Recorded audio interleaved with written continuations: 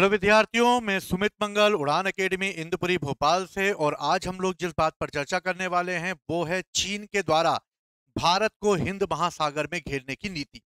चीन इस नीति को कहता है स्ट्रिंग ऑफ पर्ल्स, यानी कि चीन जो है वो हिंद महासागर के ऐसे देशों को घेर रहा है जो कि भारत के या तो समर्थन में रहे हैं और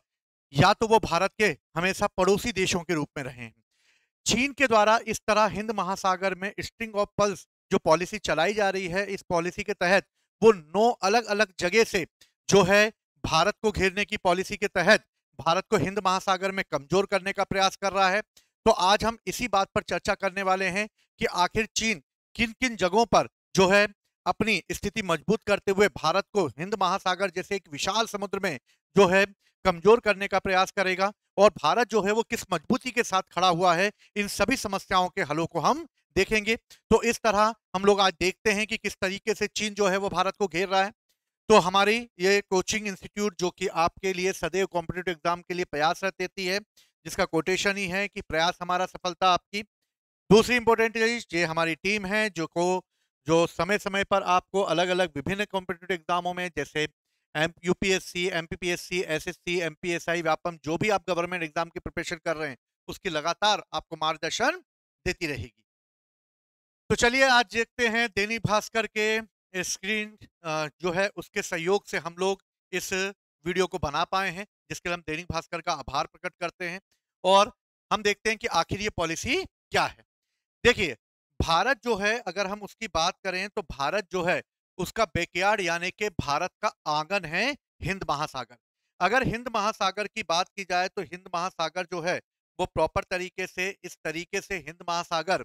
भारत के नीचे है कि इसे जो है भारत का आंगन कहा जाता है। और भारत का जब आंगन इसे कहा जाता है यानी कि भारत जो है वो प्रॉपर तरीके से हिंद महासागर के द्वारा अपने चारों ओर से जो है घिरा हुआ है, यानी कि अगर देखा जाए तो तीनों ओर से सागर जो है वो भारत को घेरे हुए है। और इस तरह अगर देखा जाए तो भारत जो है वो प्रॉपर तरीके से भारत की जो स्थिति हिंद महासागर में जो बनी हुई है, और हिंद महासागर जो है वो बेसिकली भारत के लिए बहुत ही इंपॉर्टेंट और महत्व रखता है। दूसरी चीज अगर हम बात करें तो इस समय पहले पुर्तगालियों ने भी इसी तरीके से इसे बनाने का प्रयास किया था, और हिंद महासागर को घेरते हुए उन्होंने एक पॉलिसी लागू की थी जिसको हम जो है देखा जाए तो शांत जल की नीति के रूप में जानते थे। तो अगर हम देखें तो इस पॉलिसी में अगर क्या है, तो हिंद महासागर की अगर हम बात करते हैं तो हिंद महासागर जो है वो बेसिकली एक ऐसा सागर है जिसमें कि कई पड़ोसी देश हैं। अगर देखा जाए तो ऑस्ट्रेलिया से अफ्रीका तक और भारत के दक्षिणी महासागर तक हिंद महासागर फैला है, जो पूरी पृथ्वी का लगभग 20% जल जो है वो इसी हिंद महासागर में है। 7.06 करोड़ स्क्वायर किलोमीटर एरिया में ये पूरा महासागर फैला हुआ है, जिसमें लगभग 33 कंट्रीज और लगभग 57 आइलैंड जो हैं वो इसी इंडियन ओशन में स्थित है। दूसरी बात अगर करें तो यहाँ पर 66.5 हजार किलोमीटर की एक तट रेखा है, और इस तरीके से यहाँ पर लगभग 3 अरब लोग जो है यहाँ पर निवास करते हैं। यानी कि भारत और अन्य एशियाई देशों के लिए जो है बहुत ही महत्वपूर्ण है ये, और बहुत ही इंपॉर्टेंट रहता है हिंद महासागर। अगर हिंद महासागर की और बात करें तो यहाँ पे ट्रांसपोर्टेशन के रूप में अगर देखा जाए तो भारत के सेंटर पॉइंट यानी कि भारत का ये पूरा एरिया जो है वो इंडियन ओशन के रूप में जाना जाता है। और इस तरह भारत जो है वो सबसे बड़ी तटरेखा साझा करता है हिंद महासागर में, इसलिए इसको हिंद महासागर के नाम से या इंडियन ओशन के नाम से जाना जाता है। दुनिया की लगभग 40% ऑफशोर पेट्रोलियम यानी कि समुद्र की तलहटी में जो पाया जाने वाला पेट्रोल है वो पेट्रोल यहीं से निकाला जाता है, यानी 40% जो है वो ऑयल रिफाइनरी के रूप में यहीं से पेट्रोलियम निकलता है। और सालाना लगभग 1 लाख से ज्यादा कमर्शियल शिप जो है वो यहां से गुजरते हैं, और दुनिया का 80% समुद्री तेल जो है वो इसी मार्ग से जो है अन्य देशों में सप्लाई किया जाता है। यानी अगर देखें तो हिंद महासागर का इंपोर्टेंस बहुत ज्यादा है, और हिंद महासागर इस तरीके से सभी देशों के लिए महत्वपूर्ण है, खास तौर पे भारत के लिए भी बहुत महत्वपूर्ण है। अगर हिंद महासागर को अधिकार क्षेत्र में अगर कोई देश ले लेता है और इस तरह अगर हिंद महासागर के व्यापार में किसी प्रकार की कोई रुकावट आ जाती है, तो पीटर मार्टिन का कहना है कि इस तरह की रुकावट आने से यूरोप, मिडिल ईस्ट, अफ्रीका और एशिया का व्यापार ठप पड़ जाएगा, और इस तरह हिंद महासागर का दबदबा कायम करने पर दुनिया पर बहुत बड़ा असर पड़ सकता है अगर किसी देश ने हिंद महासागर को कंट्रोल कर लिया। अब बात आती है कि हिंद महासागर को कंट्रोल कैसे किया जा सकता है। तो हिंद महासागर को कंट्रोल करने के लिए जो मेन चीज है वो ये है कि आप इस तरीके से मैप को देख सकते हैं जो दैनिक भास्कर के द्वारा सौजन्य से हमें मिला है। ठीक है, अगर हम इसको देखें तो दरअसल दुनिया के 6 सबसे बड़े समुद्री चेक पॉइंट हैं। इन चेक पॉइंटों में से 4 जो हैं वो इसी इंडियन ओशन में स्थित है। अगर इस इंडियन ओशन में अगर हम बात करते हैं तो इन चेक पॉइंटों में से मुख्य रूप से जो है पहला जो है वो है मलक्का स्टेट। मलक्का स्टेट की अगर बात की जाए तो सिंगापुर और अन्य जो कि यहाँ पर साउथ एशियन कंट्री है और साउथ एशियन कंट्री और इसके अलावा जापान वगैरह जाने के लिए जो है सबसे बेहतरीन रूट है ये मलक्का स्टेट। और अगर मलक्का स्टेट को अगर ये कंट्रोल कर लिया तो मलक्का स्टेट को कंट्रोल करते समय हम ऑस्ट्रेलिया और जापान के होने वाले व्यापार को, चाइना में होने वाले व्यापार को इसी स्टेट से कंट्रोल किया जा सकता है। इसलिए बहुत इंपॉर्टेंट है सिंगापुर का पोर्ट जो कि मलक्का स्टेट से होकर गुजरता है। इसके अलावा यहाँ पर फारस की खाड़ी में एक है होर्मुज स्टेट। होर्मुज स्टेट की अगर बात की जाए तो यहाँ पर जो है बेसिकली होर्मुज स्टेट बहुत इंपॉर्टेंट है क्योंकि यहाँ पर ऑयल जो है वो मुख्य रूप से पाया जाता है और यहाँ पर ऑयल जो है ईरान का जो एरिया है वो यहीं से अधिकांशतः जो है पेट्रोल की सप्लाई करता है और इसलिए ये पेट्रोल की दृष्टि से सबसे महत्वपूर्ण है। और होर्मुज स्टेट जो है अभी ईरान और इजराइल के वॉर में बहुत ही इंपॉर्टेंट रूप से था और ईरान ने इसे बंद करने की धमकी भी दी थी। अगर होर्मुज स्टेट को बंद कर दिया जाए तो ऑयल जो है वो हिंद महासागर के रास्ते अन्य देशों को सप्लाई किया जाता है, वो सप्लाई बंद हो जाएगी। अगर देखा जाए तो हॉर्मुज स्टेट को भी कंट्रोल करने के लिए कई देश जो हैं यहाँ पर अपना बेस कैंप लगाए हुए हैं। इसके अलावा बब अल मंडेब स्टेट है जो कि जिबूती के आसपास स्थित है और बब अल मंडेब को कंट्रोल करके हम स्वेज कैनाल को कंट्रोल कर सकते हैं और स्वेज कैनाल को कंट्रोल करते हुए जो है मेरिडियन सी को कंट्रोल किया जा सकता है और मेरिडियन सी को कंट्रोल करके यूरोप को कंट्रोल किया जा सकता है। यानी अगर देखा जाए तो मलक्का स्टेट, हॉर्मुज स्टेट, बब अल मंडेब स्टेट और इस तरीके से स्वेज कैनाल को कंट्रोल करके हम यूरोप और एशिया का बहुत बड़ा व्यापार जो है वो कंट्रोल कर सकते हैं। इसी को ध्यान में रखते हुए चाइना जो है वो भारत को इसी एरिया में घेरने की पॉलिसी तैयार कर रहा है और इस समय समय के साथ साथ भारत को वो घेर रहा है। अगर देखा जाए तो हिंद महासागर भारत के लिए बहुत इंपॉर्टेंट है क्योंकि भारत की जो इकोनॉमी है वो इकोनॉमी जो है इसी हिंद महासागर पर डिपेंडेंट ज्यादा से ज्यादा है क्योंकि माल की जो जहाज है उसमें सप्लाई सबसे ज्यादा होती है। सुरक्षा की दृष्टि से भारत के लिए बहुत महत्वपूर्ण है क्योंकि सिक्योरिटी पर्पज से भी भारत के लिए ये हिंद महासागर महत्वपूर्ण है। जबकि चीन जो है इस पर अपनी एनर्जी सिक्योरिटी बढ़ाना चाहता है जिससे कि वो ज्यादा से ज्यादा इसको कंट्रोल कर सके और ग्लोबल पावर बनने का जरिया भी चीन जो है इसी इंडियन ओशन में देख रहा है। भारत और चीन दोनों ही हिंद महासागर में नेवल पावर और इन्वेस्टमेंट बढ़ा रहे हैं जिससे कि दोनों ही कई देशों और द्वीपों में सैन्य ठिकाने और प्रोजेक्ट्स को तैयार कर रहे हैं। इसलिए भारत भी इस चाइना के द्वारा बनाई गई पॉलिसी को तोड़ने के लिए अपनी पॉलिसी तैयार कर रहा है। इस पॉलिसी को हम अगले वीडियो में देखेंगे। आज हम चीन की पॉलिसी देखेंगे जो कि स्ट्रिंग ऑफ पल्स के नाम से जानी जाती है। तो स्ट्रिंग ऑफ पल्स के नाम से अगर हम देखें तो इस समय चीन जो है वो एक जाल बुन रहा है भारत के आसपास और भारत के आसपास वो इस तरीके से जाल बुन रहा है कि भारत जो है वो तीनों ओर से इंडियन ओशन जो है उसे घेर ले और इस तरह भारत को प्रॉपर तरीके से चारों तरफ से वो जो है कंट्रोल करेगा क्योंकि ऊपर से चाइना है, यहाँ पाकिस्तान है और समुद्र के रास्ते उसको घेरा जाए। यहाँ पर बेसिकली अगर देखा जाए तो कंबोडिया में वो अपना रीम नेवल बेस बिठा रहा है। यहाँ पर देखा जाए तो यहाँ पर मलक्का स्टेट के द्वारा जो है वो अपने आप को यहाँ पर कंट्रोल करने की कोशिश कर रहा है। वो कंबोडिया में, म्यांमार में, बांग्लादेश में चटगांव पोर्ट को डेवलप कर रहा है वो। इसके अलावा हम्बन टोटा पोर्ट जो है वो श्रीलंका में, उसको भी उसने अपना कैंप बना के रखा हुआ है। इसके अलावा जो है अगर देखा जाए तो मालदीव वाला एरिया हो गया, पाकिस्तान तो वैसे ही चाइना का पुछल्ला है और इस तरीके से ग्वादर पोर्ट जो है उसको भी चाइना ने अपने यूज के लिए कर रखा है। इसके अलावा जो है जिबूती वाला एरिया जो है इसके द्वारा वो स्वेज नहर और लाल सागर को कंट्रोल करेगा और यहाँ पर सेशेल में विक्टोरिया पोर्ट का निर्माण कर कर भी वो भारत को घेरने की कोशिश कर रहा है। यानी इस तरह वो 9 तरीकों से भारत को घेर रहा है और 9 अलग अलग जगह पर वो इस तरीके से अपने जो है इंपॉर्टेंस बढ़ा रहा है, जिसकी वजह से ये सभी देश जो हैं वो चाइना के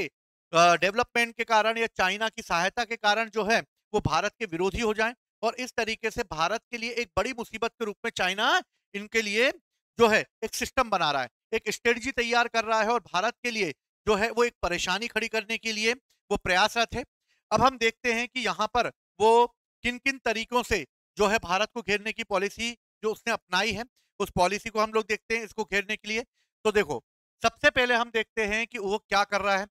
सबसे पहले चीन जो है वो हिंद महासागर में भारत को घेर रहा है, और भारत को घेरने के लिए उसने जो पॉलिसी बनाई है वो स्ट्रिंग ऑफ पल्स के नाम से है, यानी कि वो अपना नेवल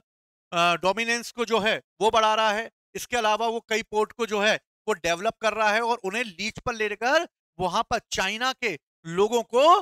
जो है रुकने की जगह दे रहा है।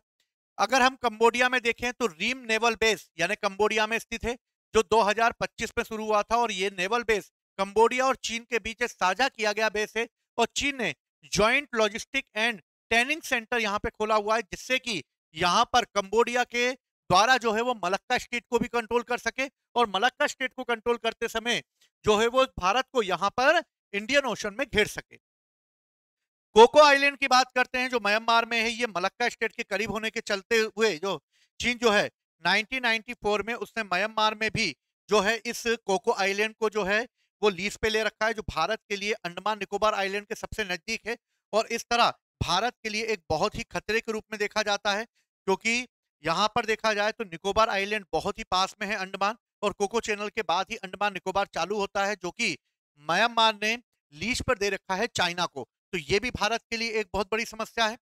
दूसरी, क्योंकि यहाँ पर जो है वो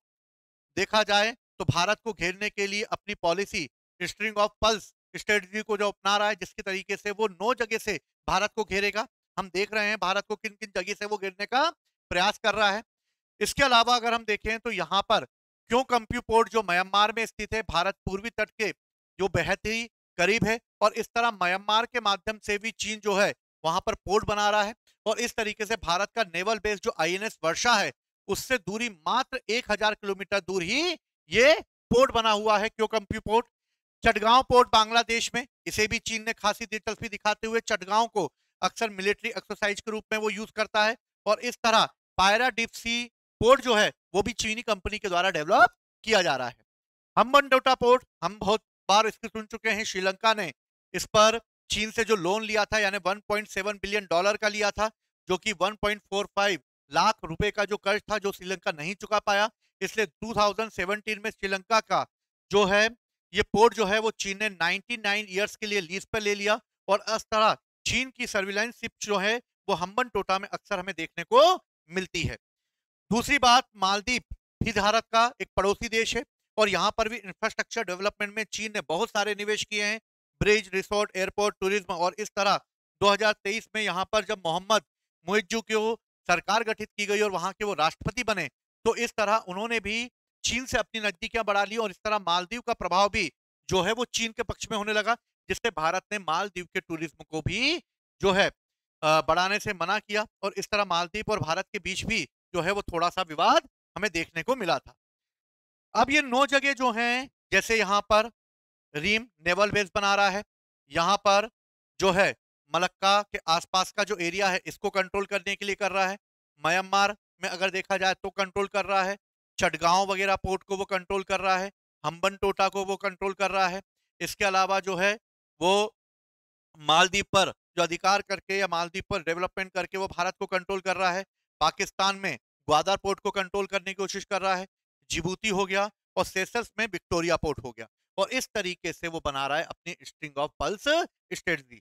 ग्वादर पोर्ट जो पाकिस्तान में है, 2013 में ही पाकिस्तान ने पोर्ट एक चीनी कंपनी को 43 साल की लीज पर दे दिया था, और अब ये चीनियों के कंट्रोल में है, और आज ग्वादर पोर्ट जो कि बेसिकली बलूचिस्तान में स्थित है वहां पर अपना ऑपरेशन वगैरह करता है वो, जिस तरह से पाकिस्तान और चीना के बीच एक प्रकार का इकोनॉमिक कॉरिडोर यानी कि सीपीईसी के तहत वो ट्रेड के लिए चीन के कराची पोर्ट को भी यूज कर रहा है, और इस तरह भारत के बेहद करीब हो जाता है ग्वादर और कराची पोर्ट, जो कि चाइना की नजदीकी भारत के और करीब लाकर खड़ी कर देती है।